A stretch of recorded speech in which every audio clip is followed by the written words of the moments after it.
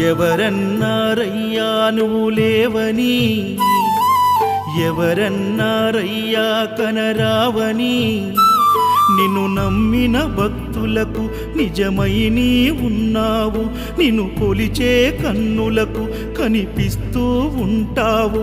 ఎవరేమన్నా అనుకున్నా నిన్ను మరవనయ్యా.